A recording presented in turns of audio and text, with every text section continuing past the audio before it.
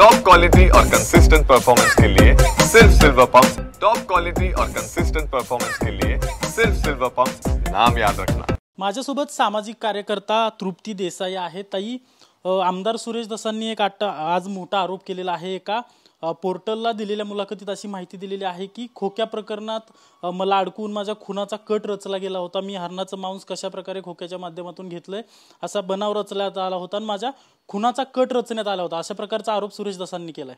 सुरेश दस हे खोक्याचे आका आहेत। खरं तर सुरेश दस आणि खोक्यांचे जे संबंध आहेत त्या अनेक पुराव्यानुसार फोटोनुसार बाहेर आलेले आहेत।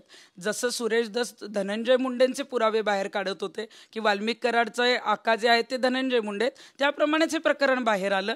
परंतु खोक्याने डबे जे काही पुरवले ते आता कसले डबे पुरवले हे जे आहे ते सुरेश दस आणि खोक्याला माहिती। परंतु आता मात्र खोक्याला सुरक्षितपणे बाहेर काढलं पाहिजे, आपण कुठेही बदनाम नाही झालो पाहिजे, यासाठी सुरेश दस या प्रकरणाचा बाऊ करत आहेत। त्यांना खरोखरच बिश्नोई गँग किंवा अशा लोकांची धमकी आली असेल किंवा अशी जर कुणूक लागली असेल किंवा ते म्हणतात मला नावं माहिती आहेत की कुणी बिश्नोई गँगला अशी माहिती दिली, हे सगळं जर माहिती आहे तर तुम्ही पोलीस स्टेशनला तक्रार का दाखल करत नाही? तुमचा गृहमंत्र्यांवर विश्वास नाही का? मुख्यमंत्री तुम्ही सांगता ना देवेंद्रजी माझ्या फार जवळचे आहेत, मग त्यांच्यावर विश्वास नाही का? ते अपयशी गृहमंत्री आहेत का? कारण तुम्ही डायरेक्ट पोर्टलला मुलाखत देताय। मला वाटते की या प्रकरणाचा बाऊ करायचा आणि ते म्हणतात की खोक्या प्रकरणात सुरेश दस यांना विलन ठरवण्यात आलं।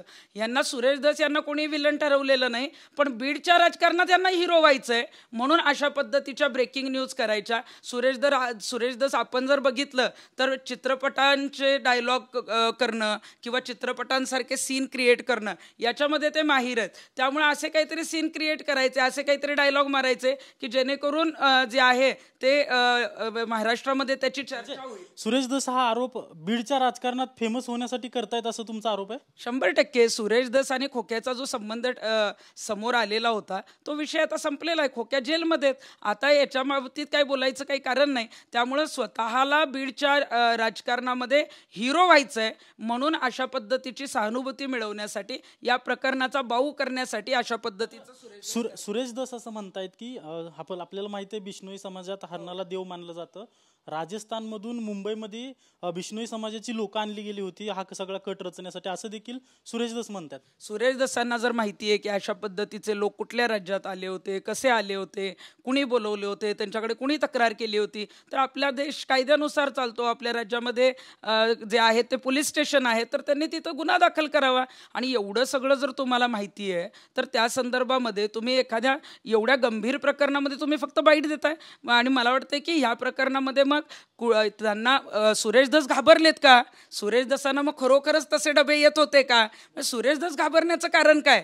तुम्ही गुन्हाही दाखल करत नाही, फक्त ब्रेकिंग न्यूज यावी अशा पद्धतीचा बाऊ करताय। आणि मग मला वाटतं की अशा पद्धतीच्या घोषणा केल्यानंतर खोक्याला सुद्धा वाचवण्याचा प्रयत्न सुरेश दसांचा असू शकतो। हे सगळ्या प्रकरणात तुम्ही बीडमध्ये गेला होता, तुमच्यापर्यंत काय माहिती आहे सुरेश दसांनी किंवा खोक्याने हरणाचं मांस खाल्लंय वगैरे अशी काय माहिती तुमच्यापर्यंत पोहोचली होती? बीडमध्ये मी जेव्हा पोलिसांचे पुरावे द्यायला गेले होते तेव्हा अनेक लोक धनंजय मुंडेंच्या विरोधातले आम्हाला भेटले, अनेक लोक सुरेश दसांच्या बाबतीत काही सांगणारे होते। तर तेव्हा त्यांनी सांगितलं की खोक्या जो आहे हा वारंवार जे आहे ते डबे सुरेश दसांना पुरवायचा।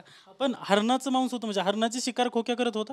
खोक्या हरणाची शिकार करत असेल कारण तो ज्या डोंगराळ भागात वन परिसरात राहत होता तर 100% मला वाटतं की तो करत असेल। आणि मग आता कुठले डबे दिले हे सुरेश दस आणि खोक्याला माहिती, पण सुरेश दस पूर्णपणे घाबरलेले दिसत आहेत कारण खरोखरच बिश्नोई गँग जे आहे ते हरणाला देव मानतं आणि त्यांच्यापर्यंत जर हे कळालं डब्याचं प्रकरण तर पुढे मात्र ते अडचणीत येऊ शकतात, त्यांना त्रास होऊ शकतो। पण म्हणून आत्ताच काहीतरी डायलॉगबाजी करायची, काहीतरी चित्रपटाचा जो आहे तो हे सीन तयार करायचा आणि बाऊ करायचा।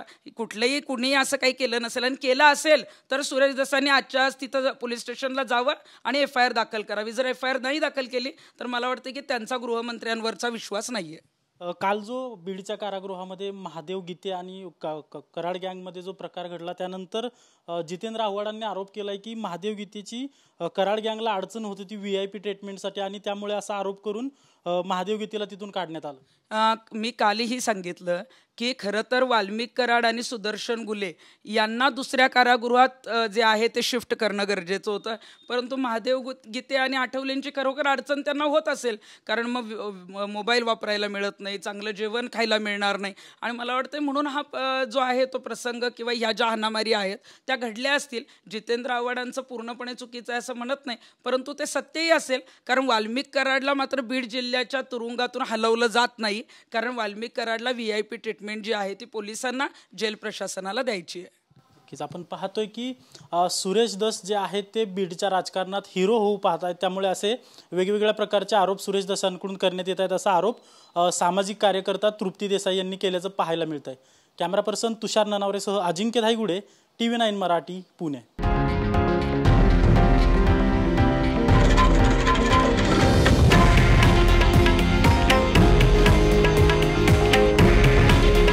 हे आहे देशातील नंबर 1 न्यूज नेटवर्क आणि आपण पाहत आहात TV9 मराठी.